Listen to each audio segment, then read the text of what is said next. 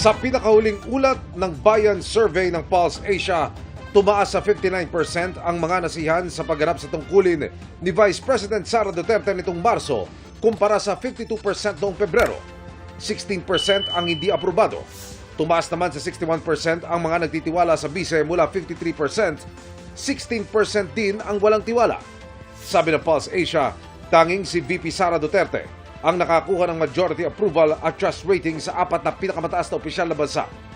Ang mga nasisiyahan sa pagganap sa tungkulin ni Pangulong Bongbong Marcos bumaba sa 25% mula sa dating 42%. 53% ang hindi nasiyahan. Bumaba rin sa 25% ang nagtitiwala sa Pangulo mula sa 42% noong Pebrero. 54% naman ang hindi nagtitiwala. Bumaba rin ang performance rating ni Senate President Cheese Escudero sa 39%. Habang 14% naman ang kay House Speaker Martin Romualdez. Ang nagtitiwala naman kay Escudero bumaba sa 38% habang nasa 14% ang kay Romualdez. Sa survey, tinanong din ang respondent sa performance ng administrasyon kaugnay sa pagtugon sa ilang urgent national concerns. Pinakamarami ang hindi nasiyahan sa aksyon ng gobyerno sa pagkontrol ng inflation sa 79%. Sinundan niyan ng paglaban sa graft and corruption, kriminalidad, pagbawas ng kahirapan at aumento sa sahod. Paliwanag ng Pulse Asia, maaring nagpababa ng trust rating ng Pangulo ang kaguluhan sa politika at hindi mabisang pagtugon sa mga mahalagang issue o problema ng mamamayan.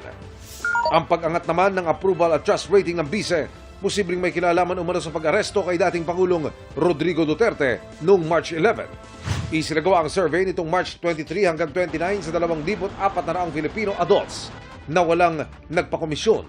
May margin of error ito na plus or minus 2%. Mayroon pong bagong update ang kababayan nating si Dean Chase, mga kababayan, tungkol sa issue ni Admiral sa Amerika. Oh. At sa lahat po na nakakaintindi ng Bisaya, mga kababayan, stop! Doon na kayo manood sa Facebook page ni Dean Chase at i-follow niyo po ang kanyang Facebook page, mga kababayan. Hanapin niyo lang Dean Chase. Pero sa lahat naman ang hindi nakakaintindi ng Bisaya, ita-translate po natin. At lalong lumalalim ang misteryo dito sa di umano'y tinasasadlakang issue ni Admiral sa Amerika, mga kababayan. Dahil tila may gumagalaw daw, mga kababayan, ng mga kapangyarihan. At bagamat sinabi ni Dean Chase, mga kababayan, na posible na isa lang itong diversionary tactic, mga kababayan, para malihis ang atensyon natin sa totoong problema ng bayan, ay sa tingin natin, mga kababayan, nararapat din itong pag-usapan dahil alam naman natin tungkol ito sa issue na Admiral na marami sa ating mga kababayan tinuturing na isa yang si Admiral sa mga problema ng bayan. So, hindi pa rin malilihis ang problema ng bayan, mga kababayan, dahil naniniwala ang ilan na kabilang sa problema ng bayan ay yang si Admiral. At bagamat hindi pa po malinaw, mga kababayan, ang talagang nangyari, wala pang official statement o official news, mga kababayan, sa nangyari talaga, ay isa lang ang hindi nila mapagkakaila, na mayroong namatay sa kanilang hanay, mga kababayan, at yan ay yung si Paulo Tangkongko. Ang hiwaga na nababalot sa pagkamatay ni Paulo. Panoorin po natin, ito si Dean Chase. Okay? So, in town, pag ato ko ng papit sa dose. Oo. Noong April 2 daw, mga kababayan. Reset lang, April 2. And I quote, Morning yung gingon, word by word. Yan daw ang sinabi sa kanya, mga kababayan. Nung kanyang, source na nagtatrabaho sa Archives Department. Yung nagbigay sa kanya ng police report, mga kababayan. There were some shady people who came into the office. May mga shady people daw, mga kababayan, bigla na pumunta doon sa kanilang opisina. And went directly into the supervisor's office. Pumunta dumiretso sa supervisor's office. Close meeting, almost an hour kuno. Nag-close door meeting pa. And then, moto naghakahaka sila. Unsa may mga panghitabo. And then naghakahaka sila, mga kababayan. Ano ito nangyayari? Hindi nila alam, mga kababayan, na high profile pala daw yung mga nasasangkot na tao. Anong kinalaman i-close kay usually daw basta bakit daw talaga kin-close door? that has never happened before daw. Hindi daw ito nangyari before. Close meeting. Na mayroong closed door meeting. Appeal sila and then dahil usually daw, mga kababayan, kasali sila. Almost an hour nang gawa sila. After 1 hour daw, mga kababayan, almost an hour, lumabas na yung nakipag-close door meeting sa kanilang supervisor. And then gianaan sila sa supervisor, gi-announce sa supervisor nila And then, in-announce daw ng supervisor, mga kababayan, our authority on the case na our authority on Paulo Tangcongos case has been superseded. has been superseded. Ibig sabihin, mga kababayan, mayroong mas mataas na ahensya na nag-take over sa case. Kinuha sa kanila, mga kababayan. Grabe na. Oh, ano kayang ahensya iyon, mga kababayan? Muna ang gingon, word by word, superseded. Oh, yan daw ang sinabi talaga. Word by word. Ang authority ng mga taga... Saan ba yun? Sinasabi niya, LAPD, sa Beverly Hills Police. Oh, na supersede ang kanilang authority, mga kababayan. By higher authority. Siguro, ewan na natin anong ang mas higher, ha? So I was like, what does that mean? Nung matanda ko niya, nung siya na, well, it means that the people who came into the office is going to be handling the case from now on. Oh, iba na daw ang mag-handle, mga kababayan, sa case. What it means that it's been superseded Oh. to a different division. I was like, do you know which To a division? different division. This is? Anong division? That's just it. We don't know which division of the task force this is. Oh, biglang may nag-handle, mga kababayan, ng ibang division. Nisiga akong mata ng Oh, dumilat ang aking mata. nga nung wala makakibaw. So you Nagulat ako at tinanong ko siya na bakit hindi mo alam? guys were not told? Hindi ba sinabi sa inyo kung sino ang nag-supersede o yung nag-take over sa kaso, mga kababayan? Na unsa ning klase nga division ni ang kanang supersedes yung authority? Kung ano ang division itong nag-supersede o nag-take over sa inyong authority? And they were like, yes, which was the really weird part because usually we would know, but I honestly don't know which part of the division they were.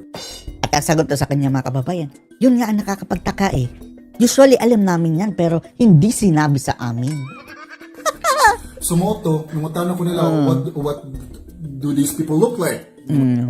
And then, tanong daw siya, mga kababayan, doon sa kanyang source. Ano maitsura ng mga taong iyon na pumunta doon? Tanong ko niya, white people ko no, yan, nang ato ko nanulod, nga pagkumana ko ni mga uban nga mga Asian-looking men. Oh, mga puti daw, mga kababayan, pero mayroon din daw mga kasama na mga Asyano. Sino yung mga Asian-looking men? Na ako ni mga Asian-looking men. Mayroon daw mga Asian-looking men. So naana ko, patay. Ang sabi niya, patay. Asian-looking They men. look like Filipino? Did they look like me? Kamukha ba nila ako? Oh, na Pilipino? A little bit, yeah. Yana, Ang sabi ng source, a little bit. Oh, mukhang kamukha, mga kababayan. Ito na ko nabalakag yun. Oh, and then, dyan na siya nag-alala. So, Ginagapang na ba? Hindi yan na sinabi yan, mga kababayan na, pero tayo ang nagtatanong na nga, mayroon na bang gumagapang? continuing with the conversation, na matanag dito niya nga, And then, continuing the conversation, nagtatanong ako sa kanya. napangahas ko niya ng matanag, do you know Pangahas na tanong, mga kababayan, whereabouts of Lisa Tanas? alam mo ba kung nasaan na si Lisa Tanas? Niingon siya nga, Sabi niya na, well, I was about to get to that information. I was about to get to that information. That lady That penguin, lady, is on a temporary interim release. is on a temporary interim release. Ang tanong, mga kababayan, how come? Siguro mayroong piyansa, naka-bail? At sino yung higher authority, mga kababayan? Pwedeng tinake over ng FBI? Higher authority eh. Department of Homeland Security dahil alien yan eh, hindi yan US citizen. Yung mga sinasabing mga admiral dyan. O kung may kaugnayan sa droga, pwedeng yung DEA. Drug Enforcement Agency. At ewan na natin kung sino talaga. Basta higher authority daw. And then, nung nag-take over ang higher authority, nabigyan ng interim release. Temporary interim release na siya, guys. Temporary. Temporary na siya naa sa Pilipinas. Kuno. Oh. Pero, ang sabi ni Dean Chase, temporary lang siya na andyan sa Pilipinas. Kuno, hindi siya naniniwala, mga kababayan, na nandun talaga sa Pilipinas. Pwedeng na-release, mga kababayan daw. Pero, duda pa siya kung sa Pilipinas ba talaga. I still don't believe because sa pagtanaw na ko sa mga posts niya, mura mga edited yapon. Dahil, nung tiningnan doon niya mga post, mga kababayan, mukhang edited pa. But this person, Pwede naman siguro mag-green screen, mga kababayan. Parang Hollywood. Hollywood actress. Hindi niya sinabi, mga kababayan, niya, ni Dean Chase. Atin lang yun. Tanong lang din natin yun. told me, a very reliable source of information.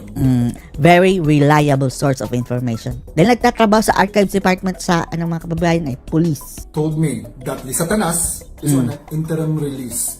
Na-under daw sa interim release si Lisa Tanas. Interim temporary release. O, same lang yan. More na. Yan. So, ang pangutanaan ni Ron, So, the question here is, no, who were these people who came into their office? sino itong mga taong ito na pumunta doon sa opisina, mga kababayan, ng police? That had superseded their authority. Na nag-supersede sa authority. Who are these people? Sino, Etech? Oh, sino ba ito? Sumoto, So, yun. lihang yung intention ako, di ko masulti how babae ba niyo, lalaki na yung Nakiusap daw yung source niya, mga kababayan, na wag dong sabihin kung babae siya o lalaki. yung tawhanan na akong kastorya. Kaya it's going to be a dead giveaway. Again, it's going to be a dead giveaway kung masulti ko kung babae ba niyo, lalaki. So, muna, Dahil parang giveaway na, mga kababayan malalaman na kung sino kung sasabihin niya ang gender, kung babae ba o lalaki. may mga panghitabo, guys, lately, only recently, and dapat na mabala ka. Dapat talaga tayo mag-alala daw, mga kababayan, sa mga nangyayari lately. They are able, I don't know, I'm not going to make any conclusions or anything because I'm just relaying the information that this very reliable source of information has been telling me. Pero kung interim release, mga kababayan, di ba? Sa Amerika, kapag nakapagpiyansa ka, hindi basta-basta, mga kababayan, na makakauwi ka ng Pilipinas. Pwera na lang kung malakas ka sa judge. Pwera na lang kung malakas ka sa judge. Dapat ba ta mabala ka? Dapat ba ta Basta may mga pangutana dapat itong ipangutanaan ni Kailangan ba tayong mag-alala? Ano ba ang dapat nating tanungin? kinsa man is mga tawhanan na ni ato dito that Na has sino itong mga taong ito, mga kababayan, na pumunta doon sa police station superseded their authority.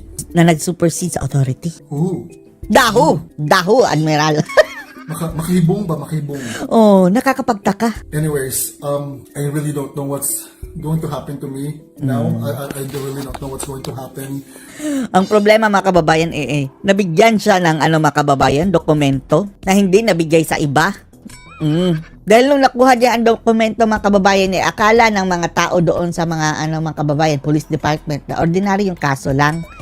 High profile pala After this video, Ayun kay Dean Chase. I'll probably lay low for a little bit because it's getting scary, guys. It's getting Di ba sina Roque, mga kababayan, at si Maharlika kinasuhan dahil daw sa pagkakalat ng fake news? O kung kakasuhan nila itong mga kababayan, ewan na natin kung kakasuhan ba. Dahil mayroon siyang dokumentong hawak, magkakaalaman. Ewan na natin na, Dahil sure na sure si Dean Chase, mga kababayan, sa kanyang hawak na dokumento Andyan sa kanyang mga kamay at pina-verify na niya, mga kababayan, sa kanyang mga lawyers. Mayroon na siyang mga abogado. Just in case.